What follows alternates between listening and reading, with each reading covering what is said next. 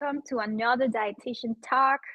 Today, sadly, we don't have James and Dahlia, but it's just the three of us, which is going to be hopefully really magical. And hopefully, we can provide some insights and tips so that you can take home for you to take steps, actions for better health. So, we're going to do the same that we usually do. We're going to introduce ourselves a little bit before. And I'm going to start with me. I'm Laura. I'm a registered dietitian licensed here in Georgia. And I'm also specialized in emotional release and emotions, all about the emotions, the nutrition, the gut, and hormones. And whoever wants to go next. I'll go next. I am Katie. I'm a licensed registered dietitian. I'm also pursuing my PhD in nutrition and cancer, specifically breast cancer. And for those who are going through treatment, to have finished treatment, I have a couple of free ebooks as well that you can access on the shop section of the Married to Health website. I specialize in women's health, oncology nutrition, and general plant-based nutrition. Not to mention that the ebooks are very aesthetically pleasing. Thank So go you. check them out. That's true. And then I'm Damaris. I'm also one of the registered dietitians with Married to Health. I typically get the children, the teenagers, families that want to improve their nutrition, whether it's a deficiency or a specific goal. And I also love working with people with chronic metabolic diseases, whether it's diabetes or heart disease, hypertension, getting it back to focus. I'm also working on becoming a naturopathic doctor, currently in year 2 of 4. So I keep very busy, but we're learning lots, and I love combining the two things and learning and bringing together the best of all worlds. I am usually based out of either Maryland or Toronto or anywhere in the world. So I'm excited to be here today. So good. So great to have all of us here. And today, I felt this impulse of kind of grounding ourselves into this space. And just bear with me. I'm just going to guide you into like a little dropping into your body. And for Katie and Damaris, just follow my lead. And I'm going to invite everyone that is connecting as well to just like put a hand in your heart if you can. And just start breathing in and exhaling with a sigh. And you can also inhale again and exhaling. And another time together, inhaling and exhaling. And if closing the eyes is comfortable for you, like I invite the closing of the eyes is sometimes a little bit easier to connect with the body. And just really dropping into the body for this moment, because sometimes we just come in with a lot of baggage and just like distraction and all the things that happen through the day. And just a little minute for us to break and just feel the body again. Just whatever sensations are arriving and just noticing how it just slowly drops into the chair, into this present moment where you don't have to become anything or do the next thing.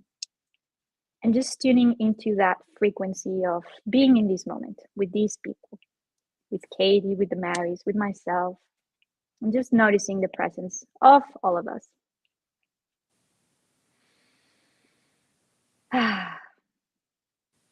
And just very slowly opening the eyes and just coming back into the space and just noticing where you are, because we are all connecting from different places in the world, which is very beautiful. At the same time, in that place called internet. So how wonderful, right? Okay, so with that, let's kick things for our topic of today, which is how to add more nutrients to any holiday meal or cultural food. And as mentioned before, we're all over. And many of the people that we see at Married to Health come from all over the world as well. So food is not just the act of eating, physically putting food into your mouth. And yeah, the body needs that for its sustaining, maintaining it. But it also is culture And it also is connection with the people that we love and friends and so much more. So I was just telling Katie and Damaris how a week ago, no, 3 weeks ago, maybe somewhere at the end of September, I went to Costco and I already was seeing Christmas stuff. And that was like, wow, we're in September and they're already pushing Christmas. Like, how overwhelming is that, you know? So, yeah, we're just getting ready to the holidays. Now we're going to start seeing family members. We're going to start eating together. And sometimes this can be overwhelming and can bring up a lot of our own insecurities and stress. So, yeah, if any of you have anything to add to that, if you want to comment, or if you want to ask us anything, please, we're looking always in the chat to answer any of your questions. This is for you mostly, not for us, and we're here for serve. So yeah, I think it's a wonderful time when you're able to gather. Typically, holiday meals are not alone, or they shouldn't be alone as much as possible. So it's a wonderful time to gather, and you can make the meal both nourishing for your soul, for your mind, for your heart, and for your health too. And we forget that sometimes, but the question is, can they be health supporting? They absolutely can.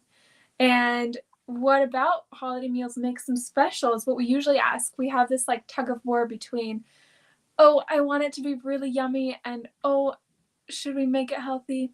But there doesn't need to be that battle. And typically we have really warm feelings around holiday meals and gatherings. If it's an easy situation, sometimes that's not the case. But when we do, I encourage you to think about to my kids, or even in myself, in my own life, what about the meal is so special? Is it the food that I'm eating? Is it the people I'm sharing it with? Is it the seasoning that I'm using? Is it the way it was prepared? Is it the time of day that we're eating? Is it what we're doing around the dinner table? There's so many parts around a meal that make it special. And so I encourage you to think about what parts of this meal do we want to keep this way, and what parts of it can we improve even more to make it nourishing for the soul, for my mind, for my joy, and also for my health. And so I think today we especially want to move into what are some tips to see how we can boost the meal to be good for my health, physically and mentally. So yeah, I don't know who wants to share some ideas, but I just thought that would be important to share, that it should be nourishing in every way, and it should not be a separate thing of it's a healthy holiday meal versus it's a yummy holiday meal. You can easily do both. Yeah. I love the distinction that you make with the words of like it's also what we say too, you know, like, oh, this has to be healthy, or it can also be just yummy or nourishing or nutrition, depending on the wording that we use can also have and carry some type of morale. And that's when I think things can get a little bit icky, because when we're starting to put morale into food, then we are touching into the ground of good or bad. And then this whole emotional cascade of things like guilt and not feeling worthy of like feeding myself because I already indulged, or whatever wording that you use. So yeah, very important. Thank you for bringing this up, Damaris. And I know you had something in mind, Katie. I saw you. Yeah. I was just gonna mention that this might be a nice place to start talking about others impacting you during the holiday meal, because this is often a shared experience, and you may be doing a lot of work within yourself, whether it's around building positive relationships with food and having that moral conversation, good versus bad, and trying to kind of stop that, where others may be looking at your plate and making comments about it, whether, oh, I could never eat that good, or why aren't you participating in the sort of gluttonous kind of typical thing, especially with like Thanksgiving coming up. It tends to be sort of like we can just eat until we can't, fit in our pants, and we need to unbutton them and relax the gut a little bit. where that might be something that you're like, I'm not really interested in participating in. And so you might have some interesting dynamics around the food conversation, and it's natural to come up that way. And one thing that you can sort of start preparing yourself for is maybe setting boundaries around how you navigate those conversations with individuals and see like what is their intent with their questions around what's on my plate or what I brought to the dinner. Is it inquisitive? And if so, having those positive conversations of, oh, I'm so excited to share this dish with all of you, or these are the goals I'm working on. Or it might be a conversation of, you know what, today might not be the best day to have this conversation, but I'm more than happy to have this conversation a different day and kind of brush it off. Let them do them, let you do you, and kind of get on with your holiday. Very important. Setting boundaries. Yeah. Yep. And yeah, how important it is to speak and speak for yourself, right? Because we feel this maybe irritation or rigidity or friction whenever, and we're internally experiencing this friction, and just being able to express it and set the boundary, it's really, really helpful. Another thing that comes to mind hearing you, Katie, is there was a time where I was eating differently than everyone else in my family. So that was a big stressor for me, because you don't want to be the one burdening or accommodating, or and so the thing that I would do is I would always bring with me food, because I didn't want to expect anyone else to cook for me, like I am capable. I understand that I am the outlier in the family situation, and I would bring a different recipe that was like more whole plant-based, and I would do usually like a loaf with some type of bean as my main dish, which was like high in protein and fiber. And then I would have the rest of the side dishes with them, like sweet potato, or maybe the green beans, or whatever it is that you're eating with your family. Like, it doesn't have to be a black or white. There's a way to kind of find this maybe gray area of, okay, I understand I'm in this position. How can I help myself and support myself in this situation so that I can give myself the best way to succeed at these, by setting the boundary and saying, I am not available for this conversation, or this is what's happening to me internally, sharing vulnerably, like I'm feeling like you're judging me, or whatever is happening through you, and speaking from your heart, and telling them that you would appreciate that you don't want to hear anything about your body or your food, and hopefully they understand, and you're drawing that line. And also taking care of yourself by bringing perhaps your own dish, your main dish, for everyone to try as well. Maybe this is a great opportunity for people to try what you're eating, and then they can be like, oh, actually this is pretty good, or changing like perspective, because sometimes we get so fixated with one thing, one belief, or one tradition, or this is the way we have to eat and there's no other way. But it's a great way to maybe introduce someone to, like, oh, maybe a little bit of plants here, plants there. It's very easy to add, and add more color, and make it more fun and more diverse for our beautiful gut bugs that love diversity of fiber, protein, fats, and carbohydrates. So that's what kind of came through me as I heard you. I totally echo that, of like, it is also an opportunity. Like, despite maybe the fears that might be there, it is also an opportunity to share something delicious with those you love, and maybe even to host the dinner, maybe to even bring your family in. And I always think that change should always be positive. So if you are bringing change to your family, they're just as feeling as nervous about it as you probably are many times. And when you're able to own it, that is also a wonderful thing. When you're able to say, this is one of my favorite dishes, I would love to share it with you guys. See what you think. You don't have to love it, but let's see what happens. And it's really an opportunity to share something yummy with them, and even to show them, like, we can make something that's yummy and something that's healthy at the same time. And also, I work with kids a lot, so I want to just touch on that really quickly. That experience around the meal, right? So a lot of it is just how much time are we sharing together, what is happening. And also with kids, it's wonderful to always have them in the kitchen or to include them somehow. So I encourage a couple of ideas would be have the kids be part of the meal preparation that you're going to bring or that you're going to host, whether it is that they choose the vegetable dish that you want to make on the side, so you go shopping with them and they can choose the side of vegetable that you'll make, or maybe putting in some spices. They feel so much more included, so much more involved, and especially if you're making changes in your family, they will probably want to try it if they had something to do with it. So that is another little tip. If you are including kids in the big picture, involve them.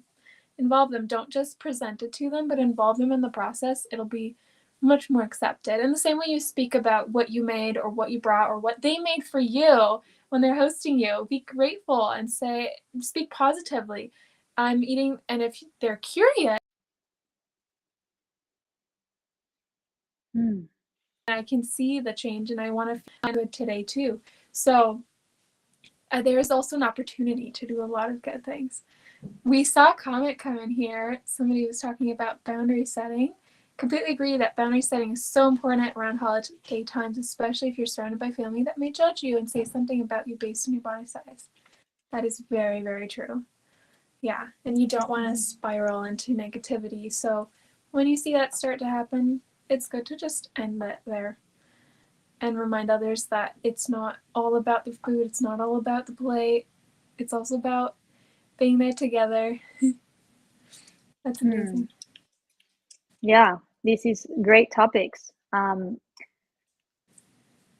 another thing that kind of came through me was how, again, culture plays such a big influence in the way we eat and how we are brought up with food. And I know that we're from different places, and it's so beautiful because I can speak from myself that I come from a country or a continent that is very different to what we don't even celebrate Thanksgiving to begin with that. I'm from Colombia, and in South America, Latin foods are very starch loaded, if you will. So I love this one question that I received, and growing up, I remember eating a lot of tamales, which is like a dough made of corn, and then sometimes you add like vegetables, or sometimes it's just the corn, and sometimes it also has meats in it. And it was just like a lovely way to start the day, maybe for breakfast, or maybe even for Christmas, the day after, or yeah, like around the holidays, or just your average day-to-day breakfast. And a great question that I saw was like, can tamales help balance blood sugar, and how? And I love this question because yes, we have all of these traditional foods like tamales, and the short answer, and I know Katie can talk on this, is that yes, they can also help us with our blood sugar balance, because the corn that it's being used, usually it's being steamed, and it retains most of the starch and the fiber that helps the slow release of blood glucose in our blood. And just add to it that if you're adding veggies, which have more fiber and other nutrients and fats, then that also helps. And if you're eating a tamal with some meats and animals in it, that already has the protein and also is playing into this balancing of your sugars. So yes, we can eat traditionally and still be nourishing our body and helping our gut and be healthy. So I know, Katie, you wanted to say something about this. Yeah, and I love that conversation of incorporating your traditional foods within the holidays. And just like we can do them with more plant-based foods where we're taking maybe like an animal product that we really love, like a meatloaf, and making it a lentil loaf, the same thing can really apply and still honor and respect those cultural foods. And I'll give a little bit of a backstory is that my husband is Mexican American, and normally, they go out for Christmas and they go buy tamales and have them, throughout the Christmas season. And typically, the dough of tamales, the masa, has animal lard in it. And as a plant-based eater, that's not really something that I wanted to incorporate into, my diet. And so one really great sort of easy swap is if you are making your tamales at home using avocado oil instead of a vegetable shortening or a animal lard, and it still comes out really tender and delicious, and you don't really notice. My husband will even say he'll use that masa for his tamales still, even though he's filling them with more animal products. Whereas then we'll add additional beans and peppers, and I like mine really spicy. So I'll add in homemade salsa or whatever your favorite store-bought salsa is. And that also counts as more veggies and more diversity. Having, just because something's blended doesn't mean that it's no longer a high fiber vegetable packed element. So having those just quick and easy swaps is really what can help make that transition really easy and still be just as delicious and incorporated into those cultural events. Mm-hmm. I love that you talked about swaps, because I personally believe that you can make any meal a tad bit healthier without negotiating the flavor. And we've done this at home so many times. I've also had tamales with like soy, textured soy protein filling. Also delicious. It can be done so many ways. But I also want to, just thinking back on my cultural backgrounds, I'm like part Argentinian, part Swiss and German, so a lot of European and Latin foods mixed into there. And some of our favorite cultural foods are, I'm going to start with Europe. Some of our favorite foods there are like, especially apple strudel, those like spices. Who doesn't like that? Fruits are really good. Yeah. And I actually love making apple strudel for my friends, but I always make it a bit healthier, and just a little bit. But the taste is not different. So what I typically do is when I make the dough, I will include whole wheat instead of white wheat. And it's a simple swap. That makes a difference. And then when I'm sweetening it, I won't even add any sugar if it's not completely necessary. Apples are very sweet, and I'll include some raisins. So there's a lot of fiber in it. And something else that you can do to make the texture in the dough a little bit easier to work with, instead of putting in a lot of fats, is to use hot water instead of cold water, and then freezing or like refrigerating it. So that is one tiny swap that we've made that I like to do that just elevates something that you already enjoy. Another thing that we love to do in Argentina is something called tarta. So essentially, it's maybe it's like a, let's see, it's two doughs, thinly spread, with a lot of filling. Typically, it's a lot of vegetable filling, sometimes meat filling. We usually make them plant-based, so we usually use seasonal vegetables. We usually use dark leafy greens as the filling, and tomatoes, and usually there's some protein, and I found that tofu scramble is a really easy thing to put in there. Tofu scramble is very easy to make. You just saute some onions, and then you kind of crumble up the tofu, and you add turmeric and whatever seasoning you like, some salt, some herbs, and then you layer it. You add the second layer, and you bake it, and it's so yummy. So once again, we use whole wheat flour for this. If you're intolerant to gluten, there's other options, of course, but if you're not, then it just elevates it. And then we actually put oats into the dough as well. And then when you've included vegetables, that's already a great way to make it even better. So there's little things that you can add to make them better, instead of thinking, oh, what do I need to remove? Do any of you have any experiences like that? No, I think you bring a great point home about the distinction between adding instead of removing, Because when we get into the mindset of removing, I have to remove this and that and that and that and that, it gets really overwhelming for the system. It's like, oh my gosh, I'm doing all of these things wrong. It's overwhelming. And just by this simple switch of, I get to add more. Like I get to add more veggies, I get to add the water, I get to add the spices. It becomes more expansive.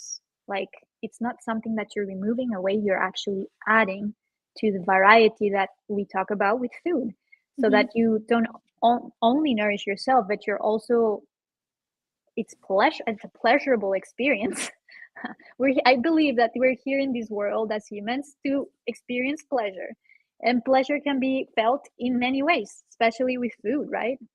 When you have the first bite of that apple strudel, it's just like that, the experience. And yeah, just like these little tiny swaps that can make a huge difference, especially over time. And yeah, and just like what this kind of ties up really nicely with the one question that we received, which was, can desserts be good for our gut? And as you are mentioning all of these ingredients, you have the fiber from the fruit, you can use spices like cinnamon, and that will help you also with your blood sugar, and also gives you a wonderful flavor.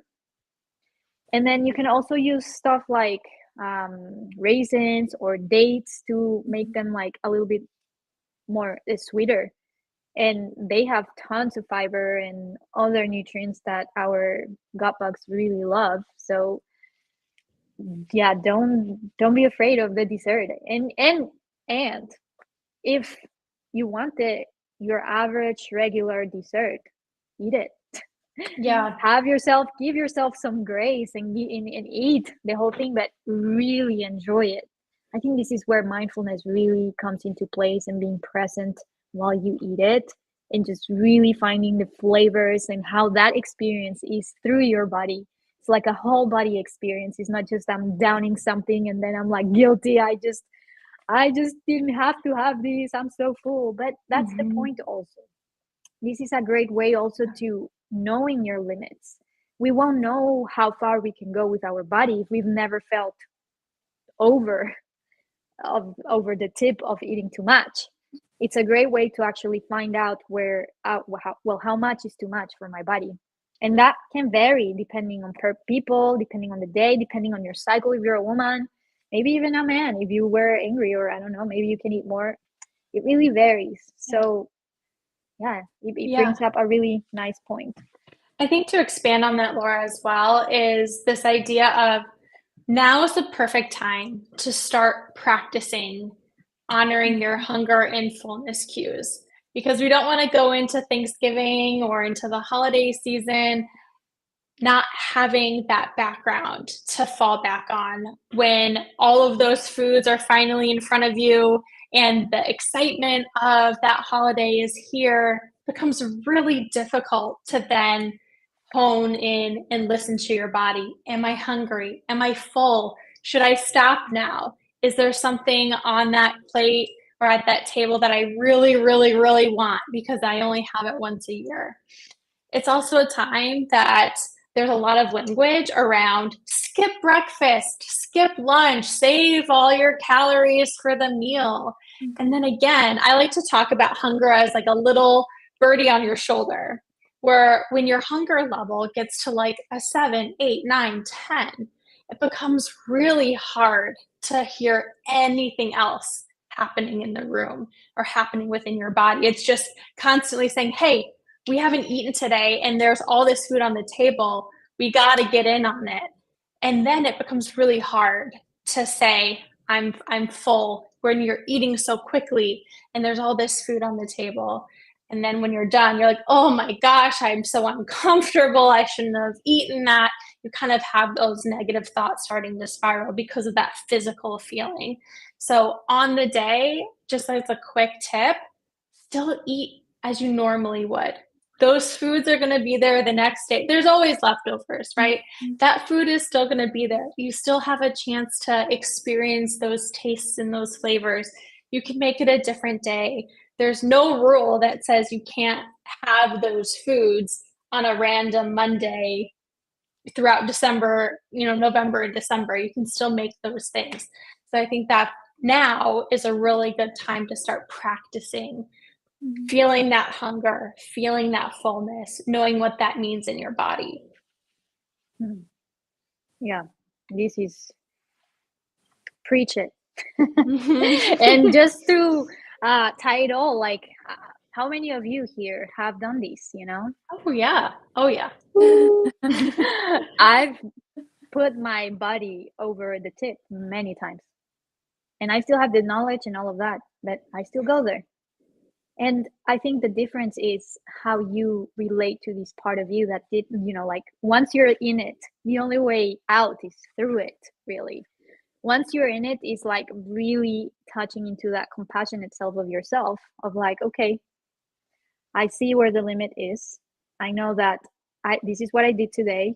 I know tomorrow I can maybe have some breakfast, like Katie said, maybe I can just have a nice breakfast without rushing, just not going throughout the whole day without food, just having your good source of protein, your good source of fat, a carbohydrate, like a regular day, your breakfast, your lunch, if you are hungry in between, having a snack, and you will like physically see that it's almost really hard to overeat or go past your limits because you've been feeding yourself and nourishing yourself throughout the day. And so you're not as ravenous and just completely blindfolded from the birdie when it comes time for dinner. And then you cannot sleep. And then the next day you're like, I don't feel hungry for breakfast. And then it's just like a whole cycle. Yeah. So yeah, great And talk. I think it's also important to be mindful of making educated choices. Educated as in something I love, but also something that my body loves. And just remembering to have a balanced meal if you can, including those favorite things, but making sure that the things that will make you feel better is a balanced meal. So if you can choose from the options that are on the table, sometimes we want to have a bit of everything. So then make it a bit of everything. Or sometimes we want to choose our very favorites, and that is great too. But typically what helps us feel the best is when we include a lot of fiber, when we include a carbohydrate source, when we include a protein source. And so thinking around the holiday meals, when you're thinking about your plate, you want to include maybe a mashed potato carbohydrate or a roll carbohydrate or spaghetti or whatever it is. And then that is your carbohydrate, and you want to include a protein. So you can think about maybe the lentil loaf, or maybe the meatballs, or even plant-based meatballs, or whatever it is, or some beans, a stew that you made, chili that you made. And then you want to also think about vegetables, right? There's typically always this combination at the table, but it's also important for us to be mindful of what is going to make me feel good. And it's good to think back on that balance. And something that I love to always recommend to my patients, so to be like, oh, yep, that's Tamales, is to fall in love with salads. And I encourage you not to think, oh, well, let me do the greens. I've got to like spinach. No, I encourage you to fall in love with any vegetable that you want to make into a salad, and to start your meals with that. That is something that I really appreciate that I grew up with, even around the holidays. It was actually made part of a meal, part of this delicious meal. We usually started with a plate of salad before we even brought in the rest of the meal, and it was very rich. It was full of nuts and seeds and herbs and a delicious dressing. And then when we finished that, we went on to the rest of the meal. And it was not seen as something, oh, I had to include a salad. No, it was kind of seemed like as the first course. And I like that, because then it's really something positive, and it can be. So especially in these seasons, you can include pumpkin seeds or make it a nice lemony dressing with some herbs. Make that part of your meal. And when you start that way, it's actually going to probably help you out as far as your digestion goes. And it helps you tolerate the rest of the meal with your blood sugars better. Your fullness cues are better. There's so many things about that that will make it more balanced and just make you feel better. Yeah. I love that. I love that too. It kind of reminds me, this is like your European side of things, huh? Yeah. Starting with the vegetable first, Yeah. in French cuisine, they will always have like a vegetable first before the other meal. Or yeah, it's kind of like, yeah, go But in ahead. some places, it's also soup. Or And soup, soup is right? very similar in that very way. Like, it's usually rich in hearty vegetables and maybe even potatoes, but also carrots and celery. Yeah. And it's not a bad thing. Now that you say soup, it just brings me back to home. That's what we do. Like the way we would eat for lunch, at least, we would have soup first, and then the meal. Mm-hmm. It's interesting how when you move and are in a different country, you kind of like adapt to the new culture and kind of lose these little traditions. But yeah, very important. And we have a question too that I think we all can answer, unless you wanted to say something on it, Katie, as well. I saw you. Yeah, I'll just add quickly that something that both of you had mentioned in regards to like the sides of the side dishes is a lot of times those are really easy to make plant-based or to veganize.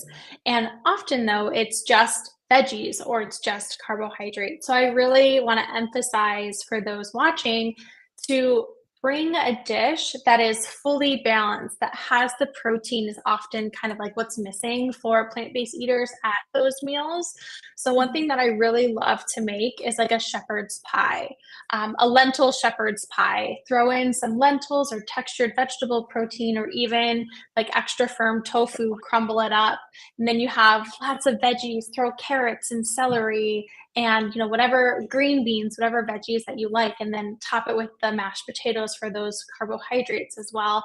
I even had a friend who's not a plant-based eater who this year was like, oh, I remember when you made that lentil shepherd's pie for Friendsgiving last year, and he's still talking about it. So you can share the love that you have for healthy eating with your friends and make it really tasty, that they'll like say, hey, make it again, bring it to the next Friendsgiving too. Yeah, so important. Who doesn't like lentil shepherd pie? Oof. It's so warm and hearty and grounding. Love it. And here we have a question from someone joining our live that says, if we are more likely to get carried away by the atmosphere of the holiday dinner, what are some tips to prepare or maybe ground ourselves during the mealtime? Great question. So what comes to mind for me is coming back to your body again, kind of like what the little grounding exercise that I begin with at the beginning of the call. Really like taking a breath, because breath is the easiest and quickest way to bring us back into the body when we're just like carried away with life and the atmosphere and people and everything around us. Breath will bring us back into the body, and it's always just having this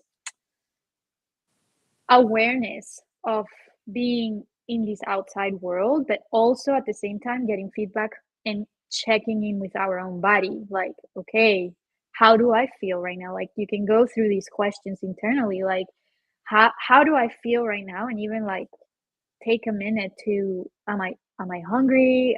What do I want to eat? Or do I need a minute? Do I need another breath? And just my first tip would be breathe. Come back to the breathing and into your body. Check in with yourself, check in with your body, because at the end, this is what's giving you feedback. Your body is giving you feedback. It's subconsciously taking all of these signals and messages, and it's giving you information back into your brain. But if we don't have that time, we don't create that time to check in and monitor our own body, then it's really easy to override these signals and this language that our bodies are trying to speak. But yeah, so that's the tip that comes to mind for me right now. Katie or Damaris, do you have any other tips? Yeah, I can think of something, actually two things. One is also to be mindful about what you're eating and the tastes and the textures and the flavors. It just really helps you get away from just what's going on around you to what you are doing. And to think about, ooh, this is really tangy, or that's really, what seasoning might they have used? I wonder what spices they used.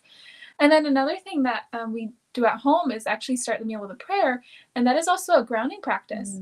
That is an attitude of gratitude, and you're starting your meal with gratitude, and you're starting it a little bit. Your mind is brought back to the moment. It's not like, oh, let me run and get typically it's not, let me run and get the dish that's in the oven. So that's another thing that's wonderful, and in different ways, it's basically coming back to what you're doing here and not what's waiting for me tomorrow with the dishes, or no, let's have a conversation around the table. Let me think about what I'm eating.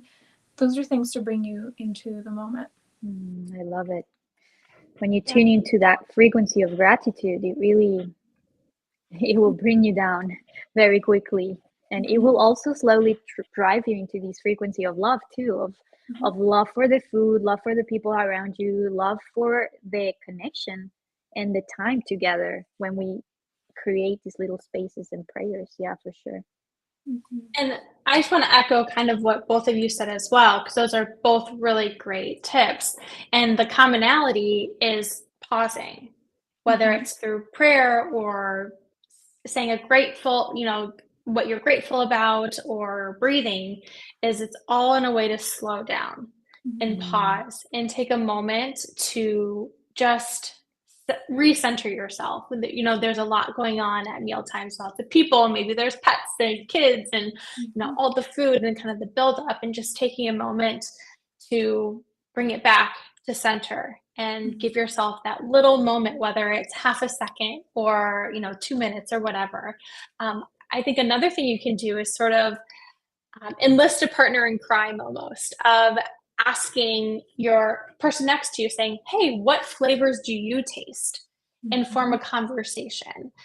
Because oftentimes you may notice, like, oh, when my family sits down to eat, everybody's quiet.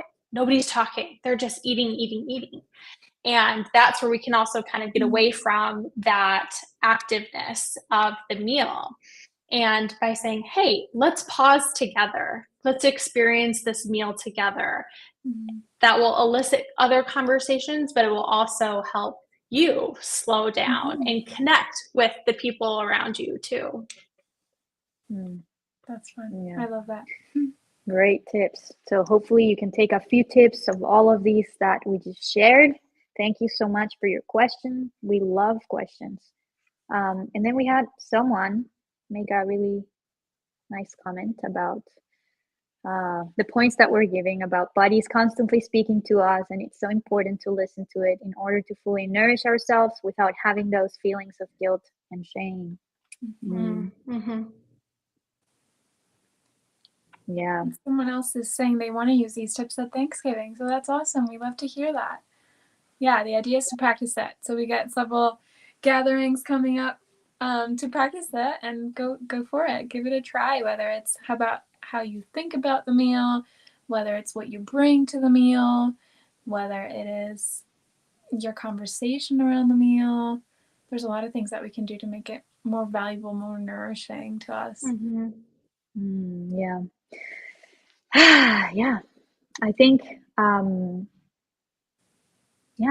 don't know. I feel like we gave a lot of information already. Like, we shared tons of tips for the holiday. We shared a little bit about our own cultures and what we do. What would be 2 takeaways that you're taking from this call, Damaris? Like, if you could summarize it to people that maybe didn't catch up the beginning or whatever.